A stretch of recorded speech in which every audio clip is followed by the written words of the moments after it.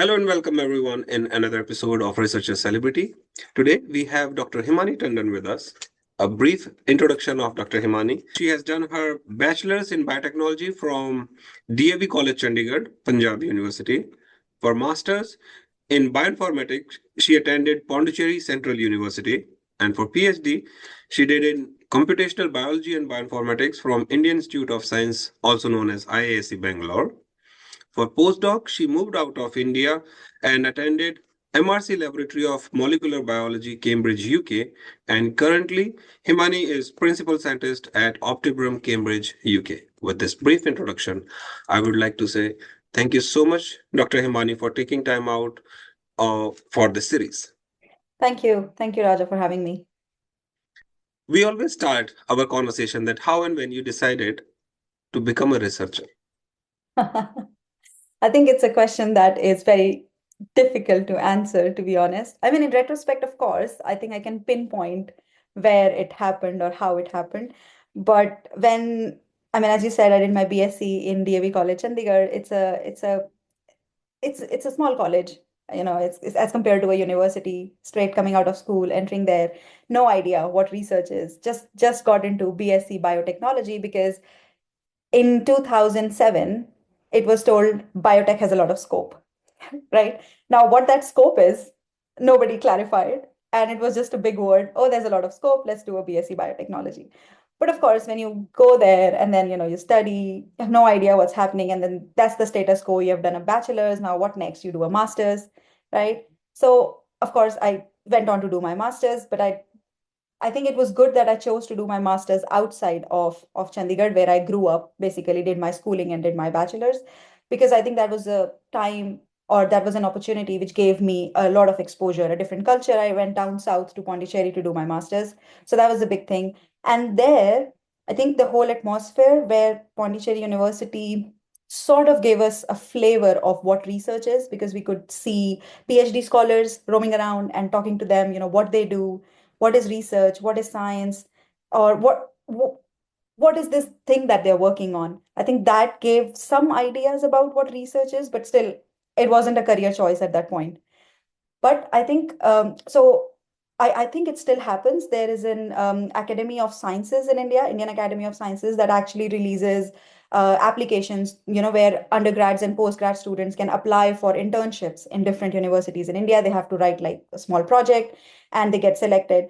So for me, I think that was one of the points which drove me to research, because I applied for, by the encouragement of my teachers and my seniors and my friends, we applied for those projects, wrote, some things here and there, jotted down, got a proposal ready, which was not really a proposal, but something on paper, and submitted it. And fortunately, got selected to do an internship in IISc at that time. So I think when I went to IISc as that post grad first year finished student and really saw what research is, how questions are asked, like, and got to do a live project, I think that's where it clicked that this could be an option. But again, had no idea how to go about it. So figured out, okay, have to write entrance exams, do a PhD, or get into science like that. So that's where I think I could say that there was a moment where I thought it could be. But of course, my way to PhD was not immediately after my master's. I actually moved to an IT company to do a job at that time, to get a salaried job, but then moved back to research.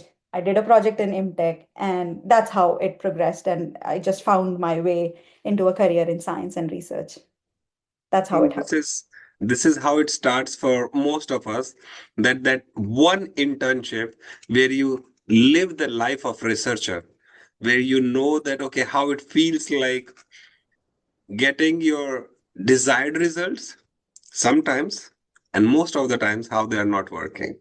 Absolutely. Absolutely. I think my first project, I would just say that the internship that I did, actually, my project didn't result anywhere.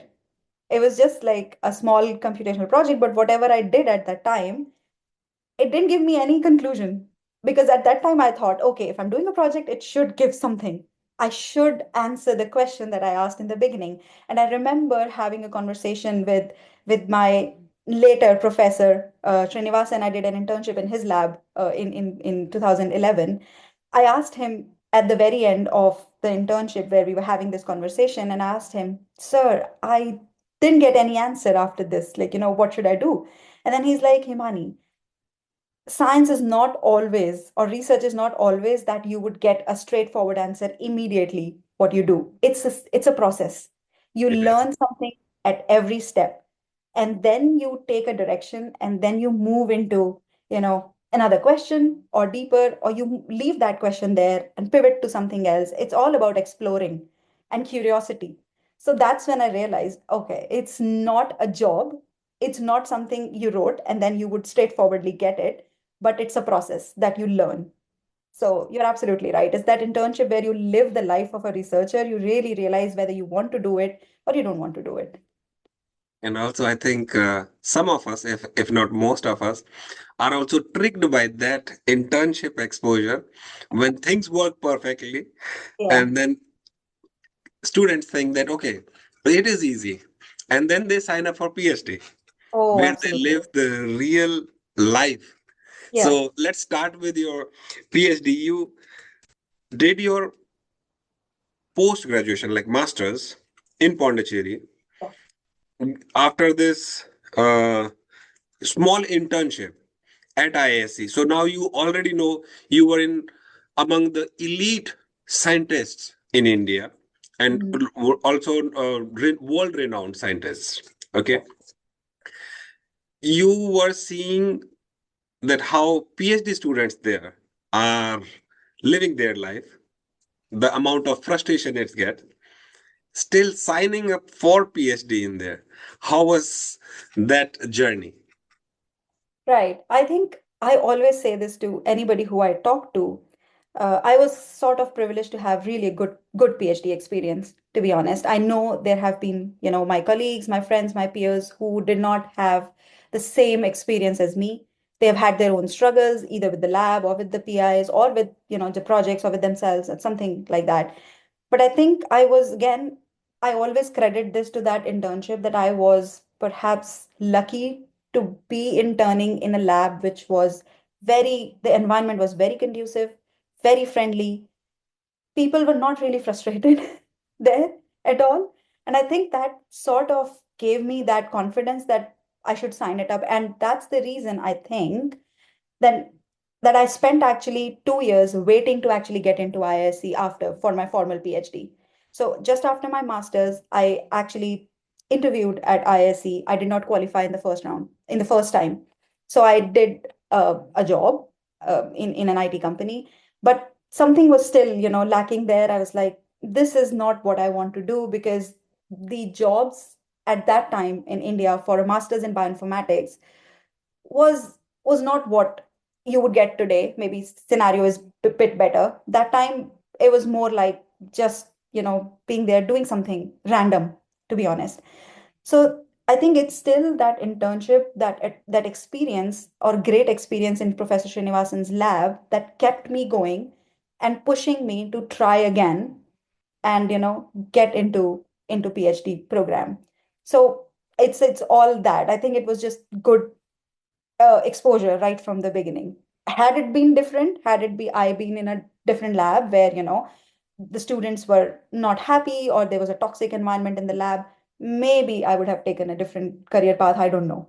But I think I was lucky enough to have a good exposure right in the beginning, and especially during the formative years where you don't have enough exposure to make a decision very, very correctly. But I think in retrospect, that that fell into my plate really nicely. This is something which we discuss in these conversations that while choosing a lab for PhD, there are so many things which are important, being the accessibility of your supervisor, the Yeah. mentor, Mhm. how approachable they are. And then another point which you mentioned about toxicity of the lab, that Yeah. environment is so important that, as you mentioned, even if there will be times when nothing is working, Mm. and if everyone is supportive there, try to help you out, then it ensures that you will troubleshoot no matter what it is and no matter how long it may take. But when a team is working, and research is a teamwork, No one can say that I have done research everything on my own. It's almost Absolutely. impossible. Absolutely. Even nobles have acknowledged that part. Yeah. Yeah. But now, when we say all this good thing about the PhD life, still Mhm. the struggles are real. So, Agree. if you want to share what you went through when you were doing your PhD in ISC. Yeah, I think it's you've actually touched upon a very, very good point that it's a collaborative effort. It's sort of the kind of people that surround you that help you get through the whole struggles of PhD. So I think first of all, let's talk about a little bit what things to keep in mind when somebody wants to choose a lab, right? I think the first thing what say to anybody who I mentor or anybody who is getting fresh off into a PhD program is don't hesitate to ask questions to people in the lab, right? It's very, very important. I mean, when we were growing up, I think the way we are taught in Indian system, we are always asked to respect our seniors, which is definitely should be there. If you ask questions, doesn't mean that you are disrespecting someone. It's also about the way you ask questions, right? So it's very important to ask questions, go there and try to judge how people respond to those questions in terms of their experience in the lab, how conflicts are resolved in the lab, what is, say, the daily routine of the PI in the lab, and how supportive the whole, you know, culture is. I think it's really, really important. And anybody is intelligent enough to actually get that feeling when they ask these questions, right? The kind of answers you get from different people, you can make out if you can survive in that lab or not. Right? Many labs are very, very, working on a cutting edge technology. So you can feel some competitiveness, but not all competitiveness is bad. You know, it can be healthy, it can be constructive. So it has to be constructive. So if you feel that, there is some things that are coming out as just to pull somebody down, that's, you'll figure it out, as a person. And I think then if a university allows you to do a rotation in the lab, that's the best thing to do. Try to get into the lab meetings, try to get into conversation with people. So that will give you the real feeling. As you said, if you're not able to get an internship, if you are able to get a rotation, that's a good thing. Talk to your peers, talk to your friends. How do they feel in the lab? And then take a decision of whether you want to join a lab or not. Because at that moment, I understand that you might feel that this is like a life or death situation. If you don't get it, you don't know what to do. I understand that. But if you have taken a decision after thinking about all these things, in retrospect, few years down the line, you will not regret that decision. So true. So that's, Absolutely. yeah, that's one of the things. And I think for me, of course, PhD projects come with their struggles. When you start, you're coming with a lot of baggage of your own, that, okay, I have qualified this thing, I know this, and I can do this thing. But it gives you a reality check when you're actually working on a project, right? And that's when seeking help is very, very important. You don't have to get stuck into the loop of that you want to solve everything on your own. When we start off, we feel like that we have to perform, we have to be at top of the project that we are doing. It's okay, it's good to have that feeling because that will push you towards doing better and better. But asking for help doesn't mean that you don't know anything. It just means that you're bouncing off ideas off of each other, and your seniors have been through that. And if the lab is good, it's collaborative, they can guide you in the right direction. So, for example, when I was doing my PhD, I had different kinds of seniors. Some of them would give you the answer, like, oh, do this, you'll sort it. And then some of them were actually not giving you the answers directly, but they were trying to push you to think. So I think that kind of interactions are really important, and that helps you overcome something. So those kind of seniors, and even the PI, like my professor Srinivasan, he would never give you answer on the plate. He would encourage you to think about it so that you feel special that you have reached the solution, but in reality, you were actually guided in the right direction. So that's really important. So some PIs can become a bit more, impatient, saying, "Oh, the project is not moving. Let me just give them the answers, and they should move." And the other PIs would actually create that environment for you to think. So I think for me, it's the second thing that works better. Absolutely. And I think that is the role of real mentors, Yeah. be it seniors, as you mentioned, or your PhD supervisor. The role is not to spoon feed. And we Absolutely. do have PhDs all around the world, which were spoon fed. Yeah. And then the reality check comes in the postdoctoral life. Oh, absolutely. That's where Absolutely. it is a disaster for everyone, Yeah. for the PI who hired them, for the person who thought that they know everything, and Yeah. then reality check when it comes. Yeah. And this is one of the reasons when we say that either you are picking a lab for your PhD or for your postdoc, one thing which is very important to have this clear conversation, what you expect from them, what they expect from you, and what is the type. Because there is no PI who's universally good. There Mm. is no PhD student or a postdoc which is universally bad. Yeah. It I is agree. this mutual click which you have to look for, that you can survive whatever the time, not only surviving mode, but enjoying the research you are doing. Because that is the number of hours which counts in your life, Yeah. either as a PhD or as a postdoc. So, Absolutely. Himani, you have experienced not research in Punjab University in your undergrad, but a little bit of in Pondicherry University during your masters, then in IISc. Mhm. So these three places, whatever the like research was going, there were differences in infrastructure, in intellectual, conversations around you. Mhm. Then came the idea that okay, you have awarded, now you change your name forever from just Himani to Dr. Himani. Mhm. Okay, what were the crucial points for you when you were deciding for your postdoctoral move? Right. So, I think it's just a good thing to think about. Again, I just went back in my memory to the time when I was awarded the doctor. But yeah, I think I personally don't take that too seriously, to be honest, because that has definitely changed. The whole PhD experience has definitely changed my perspective towards not just about science, but towards life as well. Because I personally feel that doing a PhD make you really patient, that inculcates that feeling, or the quality of being a bit patient and thinking critically, which is very, very important. For me, a successful PhD is not just the number of papers you have published, or number of patents or grants that you have got. That is important on paper, of course. That is a success criteria if you want to land a new job. But also how you apply all those learnings in not just your job, but in your day-to-day life. Like, you come across as an information, do you really critically think about it or just take it at the face value of it, right?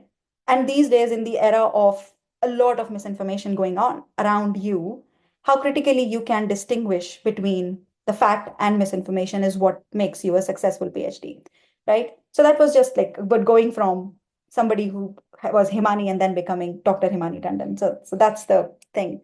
And then about choosing a, going to a postdoc or something, I'll be very honest. I think when I was being trained at IISc, at that time, that was the that was the usual path that you would take, right? Going for a postdoc, which is good because PhD is a training program where you are mostly trained how to do research, how to ask questions, and postdoc actually makes you a bit independent. I mean, that should be the goal. Yes. For I mean, that's what I thought. So it's important. At that time, I was sort of, there was an idea that, when you finish your PhD, you do a postdoc, and then you get into an academic track. You become a professor somewhere and write grants. And that was the usual path that I knew. But the way I wanted myself to explore is was one of the reasons or one of the things that I kept in mind when choosing a postdoc lab, for example, right? I wanted to explore something that is beyond academia as well, although I wasn't sure whether I'll go there or not. So that was one of the things that I wanted to do something different from what I had done in my PhD. So that was my personal thing. Again, it's very different for everyone. Some people are very clear right from their, PhD projects or something, that they have enjoyed it and they want to go deeper into that one question that they have asked, and then they want to choose the lab in the way that solves that question, for example. But for me, it was different. So I actually switched fields. I did my PhD in protein structure biology and protein structures and protein-protein interactions. But for my postdoc, I actually went into a transcriptomics lab. So it was completely different at that time because I wanted to have that exposure. And when I went to LMB for a postdoc, that's when I actually realized that going into a traditional academic route is not the only way. There are other ways that can make you successful, which is a career outside academia as well. So that's the thing I was looking for when I wanted to go for a postdoc. So let's start about the field, because we always say that having these skill set earned during your PhD is what you want to implement in your postdoc. As you Hmm. said that you moved your uh, like field, and there have been cases, wonderful success stories, that how something just changed their path forever, and then PhD, the only thing PhD have contributed is the skill set they have learned, the Yeah, critical thinking, as you mentioned. yeah, We had yeah. one of the conversation with our researcher celebrities, and when you said that it trains you not only for science but for life also. In one of the conversation, it came up that Dr. Jaspreet Jain mentioned that how when she went to buy a car, she was Mhm, using the training of the PhD, that what are mhm. the different parameters, what are the priorities she had for that. And that's exactly that if you are getting trained, it's not only for the science, it's for Mhm. the life you are. And Dr. Tiadak always says that PhD is not a degree, it's a training for Yeah, your lifetime. I agree. I So agree with that. so when you joined LMB, Cambridge, what were the differences or the challenges when you landed there first for the first time? Yeah, I think it's when I cannot say about other institutes because I don't have the exposure, but in ISC, especially in the lab that I was in, you're very, very protected in the sense that, of the real life, maybe. Simply thing is that in India, you are in a resident program where you are staying in the university, you get food in the mess, right? And then you don't have to worry about all those things at all. What you do is just go to the lab, work, come back to the hostel. Again, same day you go to the lab. And many a times what happens, at least it's my personal point of view, is that you lose sense of work-life balance there, right? Because you're always in Absolutely. the lab, you see your peers being in the lab, you're watching, even on a weekend, you're watching YouTube, you're doing it in the lab. You're not coming out of that atmosphere at all. So you can't distinguish between when you're working and when you are actually, trying to enjoy or relax. So that's something that was really a shock for me when I moved to UK for my postdoc. Everybody worked between 9 to 5, Mhm. right? It's a great thing. You need to plan.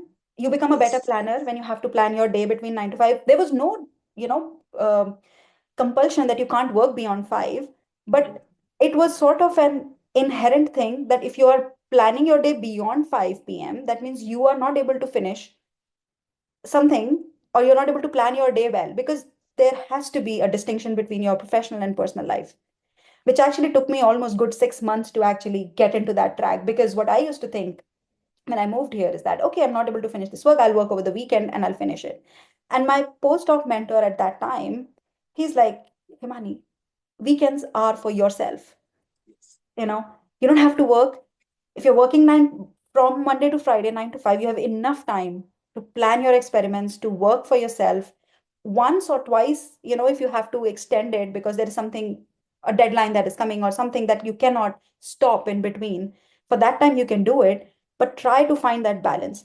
And I swear, Raja, I think it has helped me a lot after that. I am more productive than I was ever in one day in my PhD. I finished my PhD within 5 years in ISC, which is again a big feat in itself. You tend to take more than that. But still, I think if I would have worked the way I work now, perhaps I could have finished my PhD in 4 years, right? So that's something that was a challenge. Again, when I said that we were very protected, then again, trying to find that balance, making conversations with people, and especially LMB is a big place in itself. It's called Mecca of Science. There are Nobel Prize winners, and everyone is so intelligent and productive. That also gives you a reality check. And okay, there are people, you need to learn from them, and they are from different cultural backgrounds, different places they are trained at. Everybody is coming with their own, you know, strengths. So that's something that also takes a bit of a challenge to adapt. And English humor is something that I didn't get earlier, but now I'm good at it. So that's also becomes part of your adaptability. But I think it's really important to be positive, not take yourself too seriously, and something that I always call as academic ego. So you always, should be ready to let go of it. So that's something I learned in that Absolutely. time. Yeah. And I think these are the things which we try to bring in these conversations, that you are trained wonderfully during your PhD. Yeah. But being doing that in India and moving out for your postdoc, these are the challenges, which is not inside the lab. The biggest challenges comes outside the lab. Like if you are moving to a country where English is not the first language, Yeah. the language barrier. Then comes if you do not know how to cook your own meal, Yeah. then you have to learn that. In Yeah. India, you can get so many, like, helps from your family, Oh, house help, absolutely. and whatnot else. And here, now you have to do everything on top of your research. Yeah. In India, it was only 100% research. Yeah. And if you're doing it in these elite institutes, like as you mentioned, ISC, obviously you do not have that boundary of work and life balance because you are in that environment where everyone is doing everything 7 days a week in the lab, Yeah.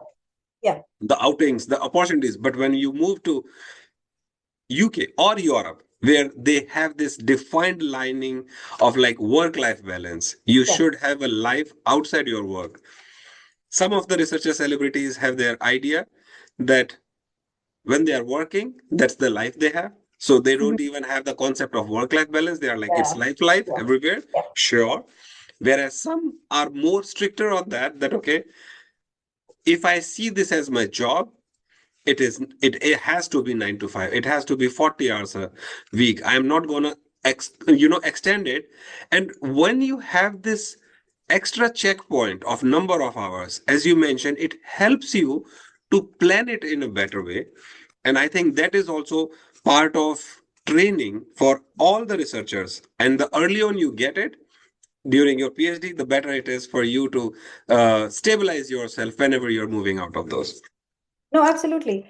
I think even I would just touch upon it a little bit that even in ISC, I think there were people who could do that, Mhm. trying to separate it. Even my own like professor, he used to stay in NCBS. He used to live in NCBS and he used to travel from NCBS to IISc. So his workday was from 9 to 5, right? But somehow, because we were all in the lab, we never, in retrospect, I feel that I could have actually just imbibed it from him at that time. It's not that he did not work when he go back to, home, because he was the head of the department as well. So he had a lot of other responsibilities to take care of. But he was so well planned. I feel that I could have actually taken that quality at that time itself, rather than me actually coming here and then realizing, oh, he was doing this thing all way long. It's just that I was not intelligent enough to imbibe it at that time. Or probably what we say that as the tunnel vision of a PhD student. They are Oh yeah, so focused only on that question. They are not even looking what are the things which is happening just next to them or around them, perhaps, as you mentioned. perhaps, yeah. So all these things now I can think in retrospect that they were there, but I Mhm. couldn't see it at that time because I was so influenced by the other things that are happening around, or the peers, not just my own lab people, but other department people, that you see people running around at 2 in the night, and you're like, oh, maybe they are working harder than what I am doing. But that's not the case. Everybody has their own Absolutely. journey. Everybody has their own project. Everybody's project is moving at a different pace. Some people work efficiently at night, some people work efficiently during the day. So there's no point comparing. You just need to think about how you want to do things. And if that's working for you and for your PI and for your life, that's good enough. Absolutely. And I think this is, as said also, that comparison is the thief of all the joy. Absolutely. When you mention, we always bring these conversations that you as a researcher are running onto something which you have set as a goal or something to achieve for yourself. The moment you start comparing, you are not A, cannot stay focused. B, then you are focusing on their part. Like as you mentioned, some of them are very productive during 9 to 5. Yeah. But then there is another species of researchers who are nocturnal. They activate at 7 or 8. They Yeah. wake up from their beds at 7 p.m. and then Yeah. work until 4 a.m. So Yeah. you have to do this reality check for yourself, that what are your strengths when Yeah. you enjoy your research most. It can be, there is nothing wrong in being in lab at 2 a.m, but you Mm-hmm. cannot be in there 24 hours or Oh, absolutely. all like Shouldn't be. 365 days you It at 2 shouldn't a.m. be. Yeah. Take Absolutely. a break. Take a break. Taking a break is really, really important for your mental health, for your projects, for rejuvenating yourself. And And take a break, go somewhere, don't take your laptops with you. this brings Outside. us to the point where we talk about burnouts, Hmm. because it is impossible to do research 365 days in lab. Do anything for that matter, not just Absolutely. research. Do anything. You can't even eat for 365 days every time. I mean, of course, you eat for 365 days, but not every moment, right? So you need to take a break. Or the same thing for 365 days. Speaking of this burnouts, the mental health, which we are now talking more and more, and I'm so glad that we have these different platforms where we are acknowledging the issue, which was not true for if we talk about 30 years ago, Yeah. what was happening in research.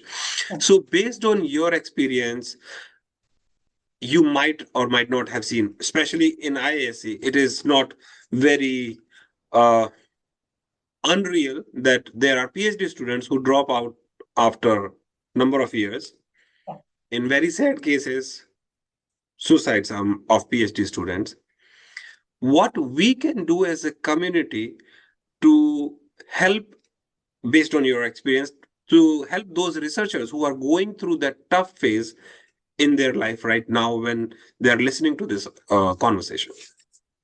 I think it's a very important and sensitive topic as well. I think the most important thing that we can do as peers is not to ignore these things, right? That's the more that's the best help we can provide. And second thing is to direct efforts towards professional help. I mean, so again, this comes from our own experiences with our peers in when I was doing my PhD. And as you said, that having burnouts is something that everybody experiences, right? It's just the gravity of it or the way everybody reacts, because burnout is many a times accompanied by a lot of other things that are going on in people's lives, which we are not aware of as a second person or as a third person, right? So I think the most important thing is not ignoring those signs. So, for example, in our friend circle, when we know if you're spending time with someone for 5 years or 6 years, you realize what are people's positive or happy moments and what triggers people, or if somebody is, acting out differently in terms of what they are, what you usually see them, don't ignore those things. Many people shut down, they don't want to talk about it, but try to bring that point to them and encourage them to seek help. Sometimes the PIs can help in that matter. They can notice these things and then, help them plan or give them a break or talk to them, try to bring out. Some people are genuinely good at it, but some people are not. They cannot make those conversations. That there is no right or wrong. If you recognize these signs, try to get help. That's, I think, something we can do, because later we might regret that we had noticed these signals, but we didn't do anything about it. So be it for your friends, for something like in IISc, I think there are communities now, and even the health center has dedicated, people who can talk about it, and help groups and things like that. So I think it's very, very important to first recognize it, that it is something that is real. It's not something in the mind, or it's not just a mood thing. It is happening. If there is a pattern that is coming up, or you hear people wanting to say disappear, get the help. Just try to do whatever you can do to put them in touch with the right people. Sometimes So, we can help, sometimes we cannot. So we need to mhm. also distinguish in what cases we ourselves can help, and in cases where it's beyond our, capacity to do it, but getting the right help. Because again, I know that this can also happen, that you're busy with your own projects and you don't want to think about all these things. Say you're writing your thesis and you have a deadline yourself. So you cannot be there all the time, but getting that right set of people to help. That's very, very important. I think not ignoring this thing and talking about it is the thing that we can do. Absolutely. And some of the institutions in India are now setting up these counseling centers where they have trained professionals to Yeah, take care of this. But still, this is something which is happening globally. We need more efforts from the community to acknowledge it. And this is something which I always talk, even in my classes, I tell the students that you have this responsibility as a peer, that mhm, what your peers are going through. You might not absolutely. be, as you mentioned perfectly, that you might not be the best person to solve it, Yeah, but you should do your due diligence, that either you are telling them that, hey, this is what is happening with you, might yeah, be the case, yeah, please give it a thought yeah, and do whatever it takes to come out of this, because rejuvenation is a thing that some people just phone calls with family, spending time yeah, out with yeah, friends just resolves this, but some yeah. probably need this professional help in there, and Yes, that's what we do should do. absolutely. I think because the, we need to understand that having a burnout or a mental pressure is as real as having a physical illness, like having a fever, right? So that's what is important. And I think it it's been changing and it definitely needs to change. That there should be dedicated, say, awareness sessions in the universities, like say, organizing a lecture about how to recognize small things. All these things, it should be organized and people should attend it, as part of, say, a program, like, okay, a lecture is being organized about mental health awareness and work life balance and things like that. If these things are being organized by the authorities or the groups that are in the university, that would encourage people to attend it and also recognize how they can help, because many a times we don't know how we can help it. If, for example, simply displaying the helpline numbers everywhere in the university, in your emails, in something that you can contact this number, even that is helpful. You know where to go. So I think the problem is many a times we don't know what to do. So Yes. this should come from the system itself, like at LMB, for example, even in the toilets, at the on the doors, it was written, if you feel like disappearing, or if you feel like you're not able to talk to anyone, please contact this person or contact this helpline.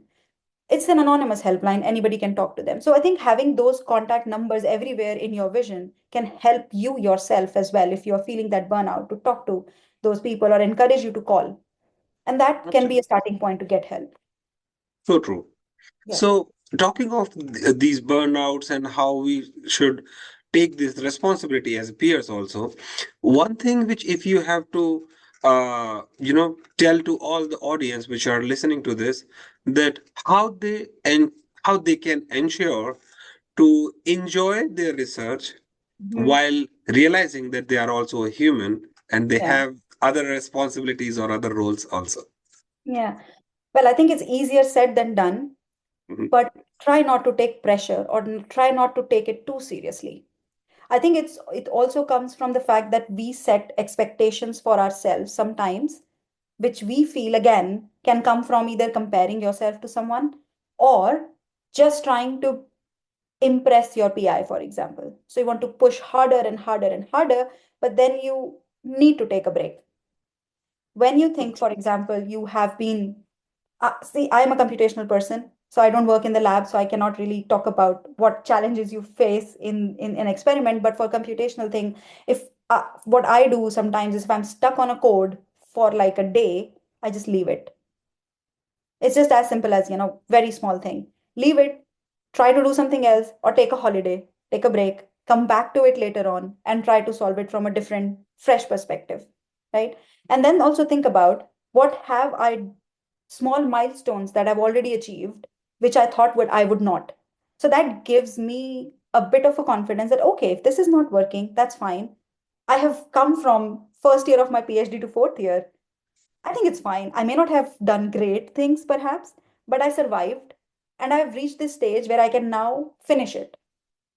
I may take 5 more months to finish it, but it's okay. Somebody else could do it in 2 days. It's fine. That's my pace that I'm doing. I think it's about making peace with, what you can do and what you cannot.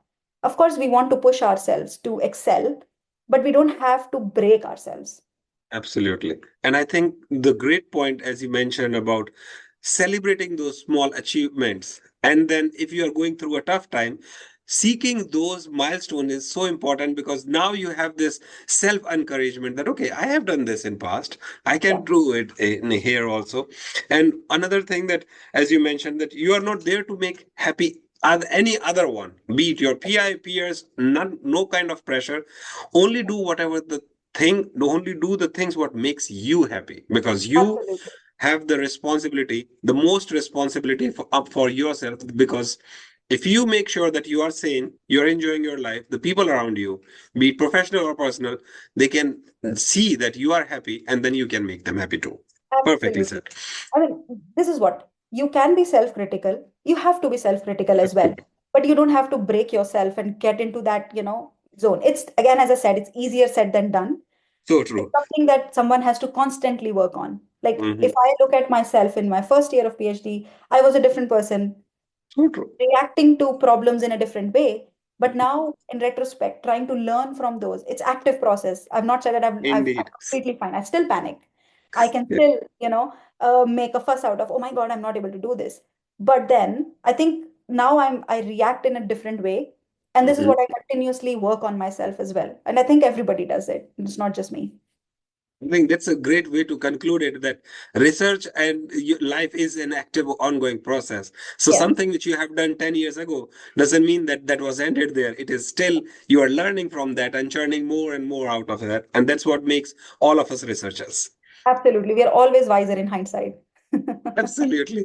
Thank you so much, Dr. Himani, for this conversation. And I can say to all the audience that if you want to write to Dr. Himani, you can write to her.